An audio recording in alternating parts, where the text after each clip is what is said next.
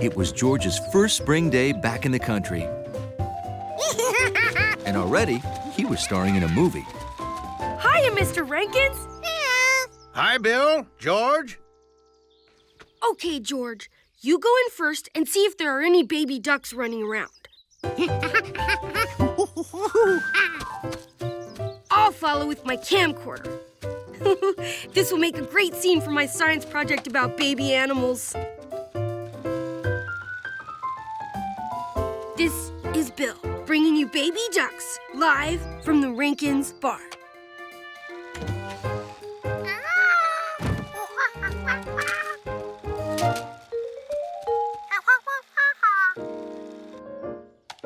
Hey!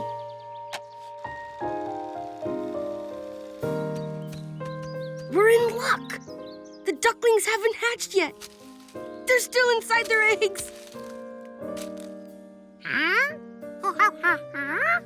Sure, George. Look. You and me and other mammals come into the world as babies. But birds, ducks for example, come as eggs. Yep, Dumpling's babies will hatch from these eggs as long as she sits on them to keep them warm. Sprouts on her, George. If she doesn't sit on them, they'll get cold and never hatch. Oh, my battery died. I'll have to get another one. Don't let the eggs hatch without me, okay?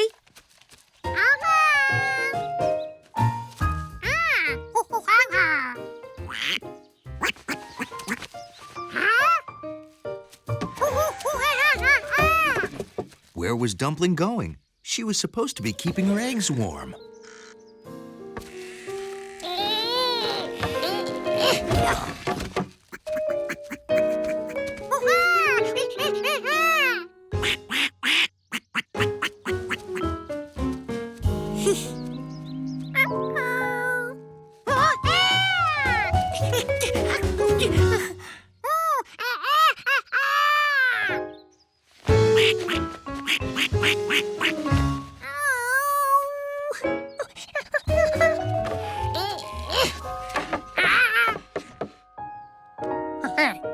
The eggs were still warm, but if Dumpling didn't come back soon... George decided that if Dumpling wasn't going to sit on her eggs, he'd have to do it. Carefully.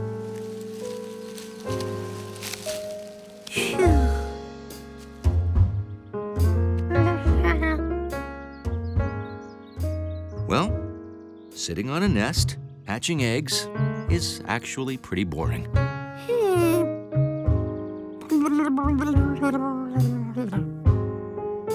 Thanks for loaning me a battery, sir. No problem. I think that's great you're filming a duck hatching. No!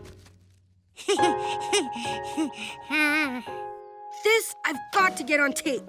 Bill here, bringing you a first. A city kid sitting on a nest of duck eggs. George, why are you sitting on a nest of duck eggs?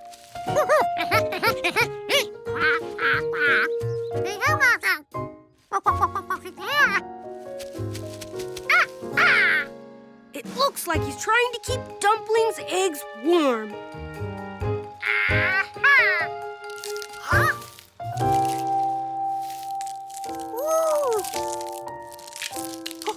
Wow! I don't believe it. A duck is hatching right before my very eyes. On camera. Mr. and Mrs. Rankins, you don't want to miss this. Your ducks are hatching. We'll be right there.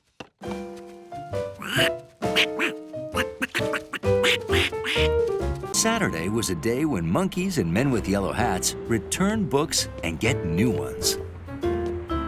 A whole building full of books. What could be better than that, huh, George? Are you excited to get a new book, George? Adventurous Henry is one of my favorites, too. Maybe you should check it out again. It's called renewing a book. People do it all the time. George was thrilled because the man with the yellow hat had only read the book to him 18 times.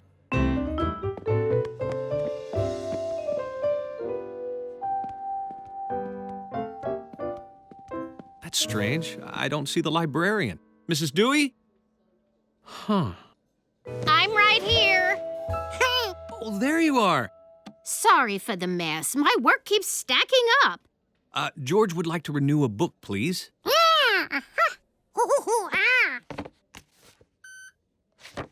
I sure wish I had someone to help out today.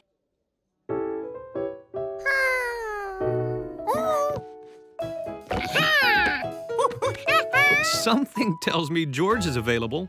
That's stupendous. Thank you, George. George, I have some research to do. Will you be all right here by yourself? Well, then I'll be back in a few hours. Be a good little monkey librarian. Okay, George. Would you mind going through this pile and separating out the DVDs?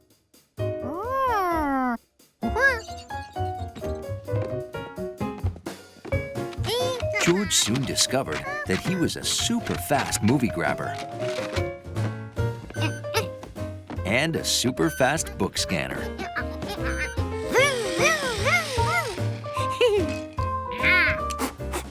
And a super fast pencil sharpener.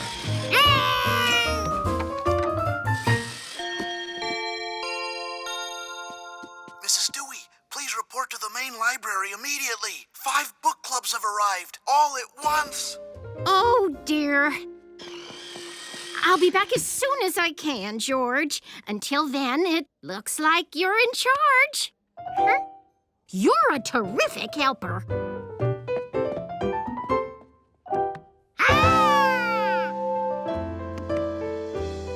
George was in charge of a library.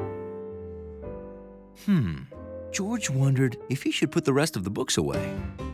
It seemed like something a monkey in charge would do.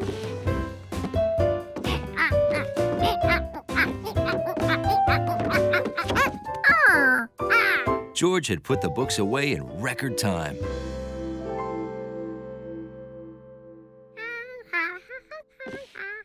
This librarian stuff was easy. Hi, George. Where's the librarian?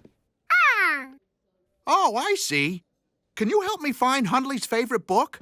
It's called Dachshunds and Dandelions. It's a small yellow book.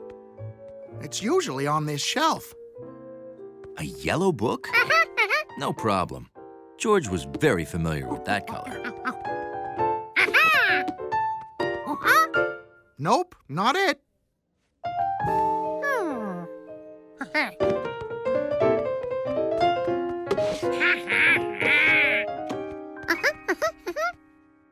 Nope, and nope.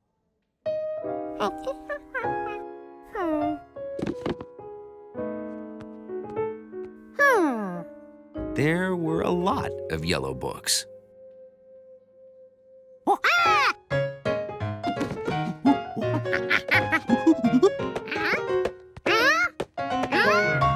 No, no, no. That's it! Dachshunds and Dandelions. See? Thanks, George. I'll check this out in the main library. Goodbye.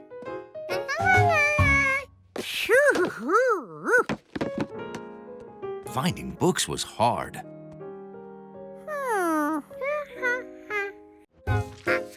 When the man with the yellow hat told George he was bringing home a wondrous animal called a chameleon, George decided to surprise it with a gift. Hi, George. That's terrific. It looks just like Jade. Take a look.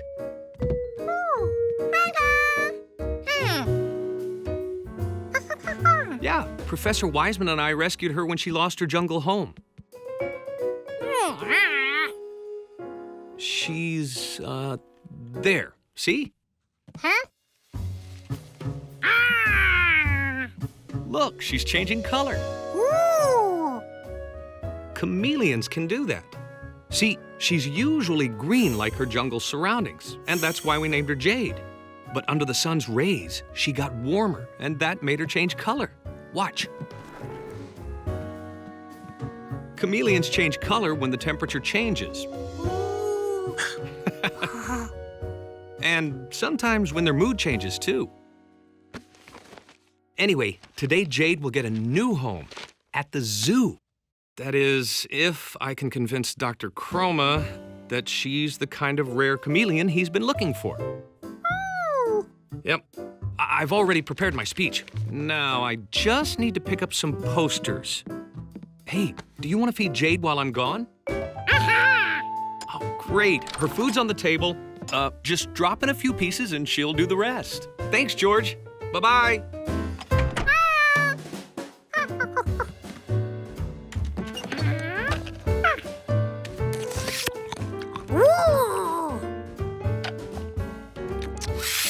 Jade had an amazing tongue. George wondered if he could get his tongue to work like that.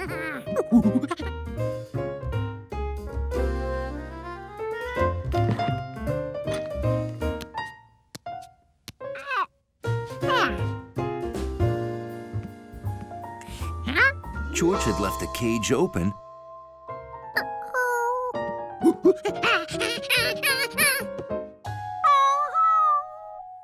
And now Jade was gone.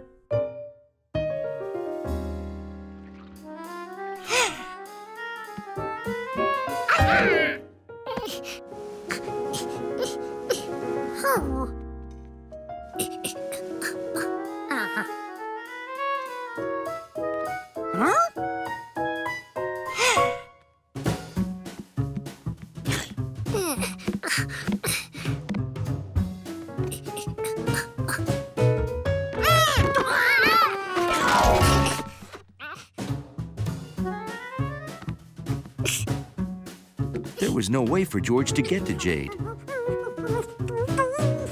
He'd have to find a way to get Jade to come to him. Introducing Squeaky. What chameleon could resist?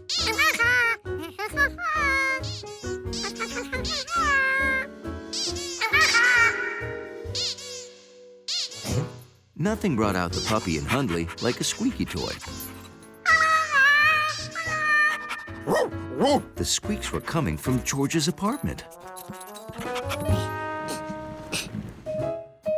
George hoped that Squeaky would lure Jade back to her cage. All he could do now was wait, quietly. On a hot day, it's a good idea if both you and your garden get plenty to drink. That's why the man with the yellow hat was making orange juice, while George watered the garden. Sort of.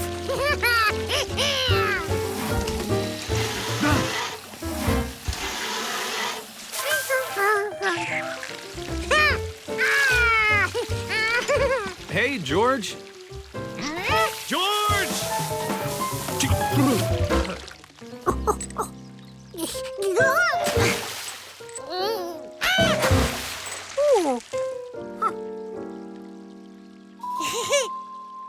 How about taking a bath to wash all that mud off?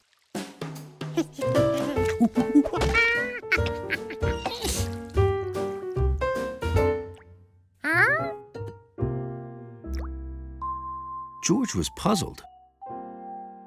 Did the bathtub run out of water? Hey, George, I'm not getting any water downstairs. How about you? I'd better call Mr. Quint. George didn't understand why not having any water led to Mr. Quint digging up their yard. Seeing as how I can't offer water, how about some fresh OJ? Oh, wouldn't say no to that.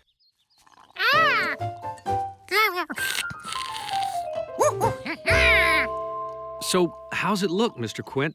Did our well run dry? Oh, no, just a broken pump. You got plenty of water down there. Huh? There's water under the dirt, George. Huh. Yeah. Now, this here is your house. That's the water. Huh. And to get to it, all you have to do is dig a well. Huh?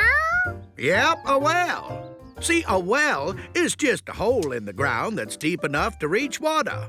And a pump, like that one there, suctions the water up and out. Sort of like the way you're using that straw.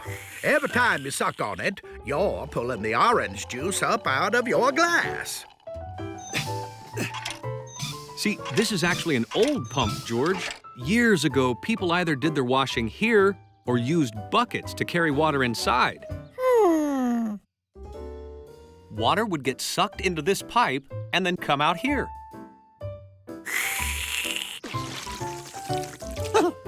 Yeah, just like that. Except you're not allowed to play with your food.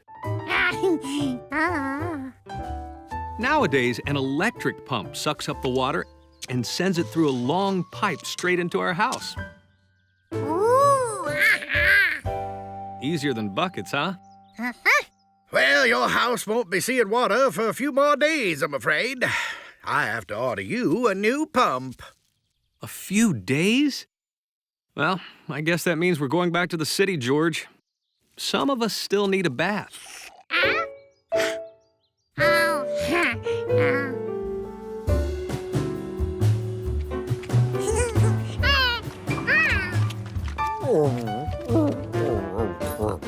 There are those who appreciate a clean lobby. And then there's George. Okay, go straight in and run a bath, George.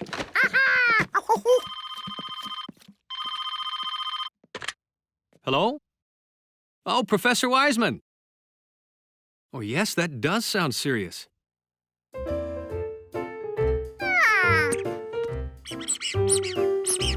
Only one octopus?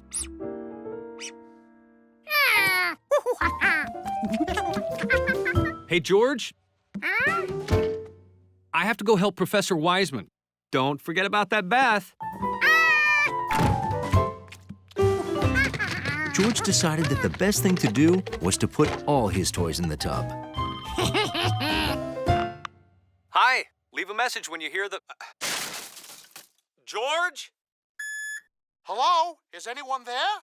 I just wanted to make sure you saw that orange fly eye slipped under your door. We have to shut off all the water at 4 o'clock, which is... now!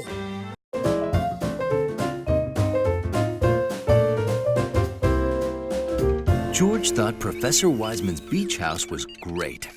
This time, it was even greater because George had brought Yorbo, the friendliest robot ever.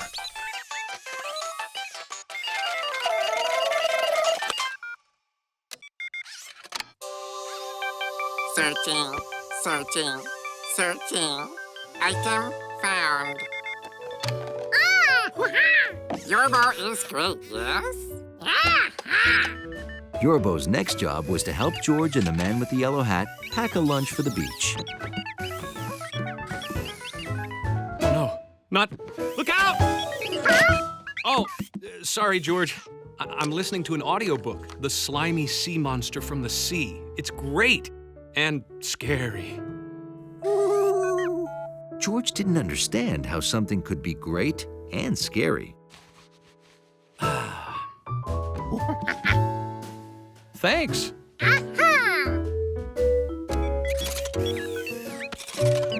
Now, are you ready for a long hike to the beach? Ta-da!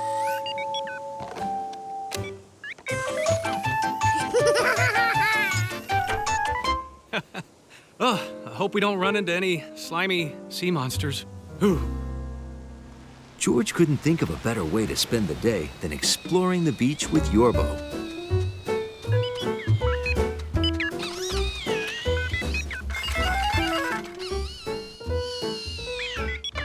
items in here?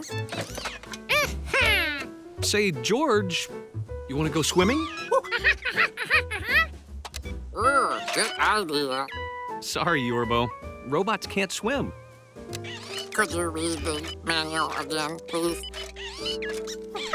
Well, George, if Yorbo was made of plastic, like your bucket, or wood, like this chair, he could go in the water.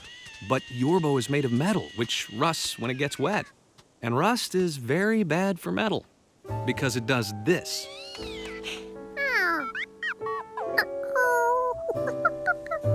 Last monkey in is a rotten turnip.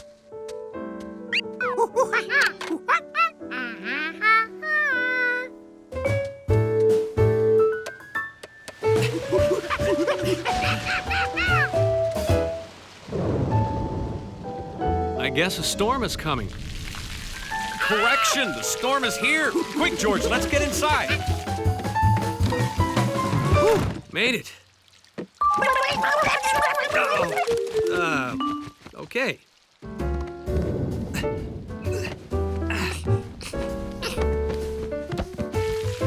George thought it would be fun to sit inside a cozy house and watch a storm with the man and Yorbo.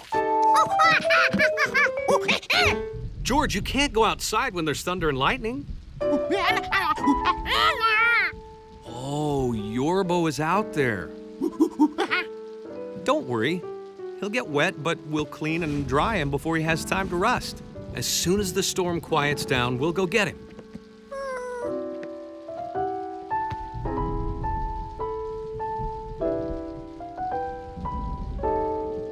Hey, how about a game of tic-tac-toe? George usually really enjoyed tic-tac-toe, but this time he couldn't get his mind off Yorbo.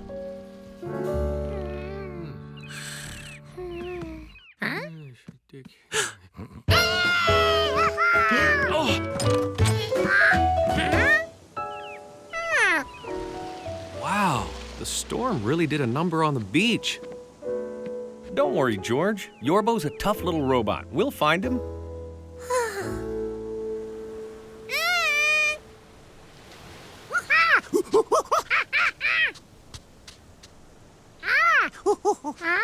Under the seaweed? Could be.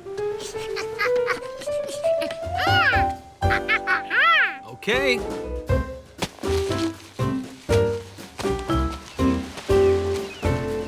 But Yorbo wasn't under that seaweed. Or any of the seaweed. Okay,